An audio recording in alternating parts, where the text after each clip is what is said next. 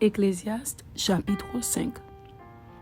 Ne te presse pas d'ouvrir la bouche et que ton cœur ne se hâte pas d'exprimer une parole devant Dieu, car Dieu est au ciel et toi sur la terre. Que tes paroles soient donc peu nombreuses. Car si les songes naissent de la multitude des occupations, la voix de l'insensé se fait entendre dans la multitude des paroles. Lorsque tu as fait un vœu à Dieu, ne tarde pas à l'accomplir, car il n'aime pas les insensés. Accomplis le vœu que tu as fait. Mieux vaut pour toi ne point faire de vœu que d'en faire un et de ne pas l'accomplir. Ne permets pas à ta bouche de faire pécher ta chair et ne dis pas en présence de l'envoyé que c'est une inadvertance. Pourquoi Dieu s'irriterait-il de tes paroles et détruirait-il l'ouvrage de tes mains? Car s'il y a des vanités dans la multitude des songes, il y en a aussi dans beaucoup de paroles. C'est pourquoi, crains Dieu. Si tu vois dans une province le pauvre opprimé et la violation du droit et de la justice, ne t'en étonne point, car un homme élevé est placé sous la surveillance d'un autre plus élevé, et au-dessus d'eux, il en est de plus élevés encore.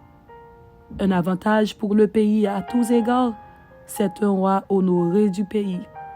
Celui qui aime l'argent n'est pas rassasié par l'argent, et celui qui aime les richesses n'en profite pas. C'est encore là une vanité. Quand le bien abonde, ceux qui le mangent abondent. Et quel avantage en revient-il à son possesseur, sinon qu'il le voit de ses yeux? Le sommeil du travailleur est doux, qu'il ait peu ou beaucoup à manger, mais le rassasiement du riche ne le laisse pas dormir. Il est un mal grave que j'ai vu sous le soleil, des richesses conservées pour son malheur par celui qui les possède.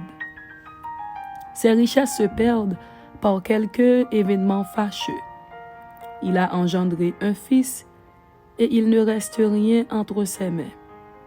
Comme il est sorti du ventre de sa mère, il s'en retourne nu ainsi qu'il était venu, et pour son travail n'emporte rien qu'il puisse prendre dans sa main. C'est encore là un mal grave. Il s'en va comme il était venu. Et quel avantage lui revient-il d'avoir travaillé pour du vent? De plus, toute sa vie, il mange dans les ténèbres, et il a beaucoup de chagrin, de maux et d'irritation. Voici ce que j'ai vu. C'est pour l'homme une chose bonne et belle de manger et de boire, et de jouir du bien-être au milieu de tout le travail qu'il fait sous le soleil, pendant le nombre des jours de vie que Dieu lui a donné, car c'est là sa part. Mais si Dieu a donné à un homme des richesses et des biens, s'il l'a rendu maître d'en manger, d'en prendre sa part et de se réjouir au milieu de son travail, c'est là un don de Dieu. Car il ne se souviendra pas beaucoup des jours de sa vie, parce que Dieu répand la joie dans son cœur.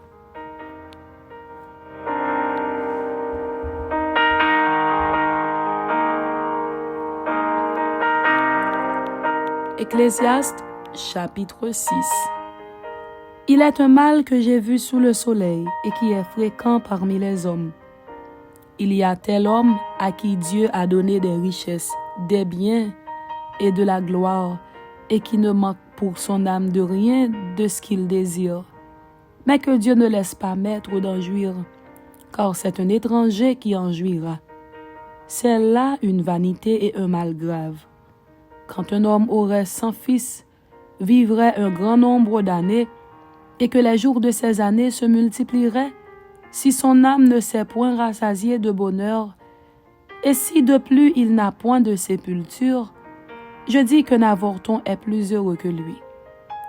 Car il est venu en vain, il s'en va dans les ténèbres, et son nom reste couvert de ténèbres. Il n'a point vu, il n'a point connu le soleil, il a plus de repos que cet homme. Et quand celui-ci vivrait 2 fois 1000 ans, sans jouir du bonheur, tout ne va-t-il pas dans un même lieu? Tout le travail de l'homme est pour sa bouche, et cependant ses désirs ne sont jamais satisfaits. Car quel avantage le sage a-t-il sur l'insensé? Quel avantage a le malheureux qui sait se conduire en présence des vivants? Ce que les yeux voient est préférable à l'agitation des désirs. C'est encore là une vanité et la poursuite du vent. Ce qui existe a déjà été appelé par son nom, et l'on sait que celui qui est homme ne peut contester avec un plus fort que lui. S'il y a beaucoup de choses, il y a beaucoup de vanité. Quel avantage en revient-il à l'homme? Car qui sait ce qui est bon pour l'homme dans la vie pendant le nombre des jours de sa vie de vanité qu'il passe comme une ombre? Et qui peut dire à l'homme ce qui sera après lui sous le soleil?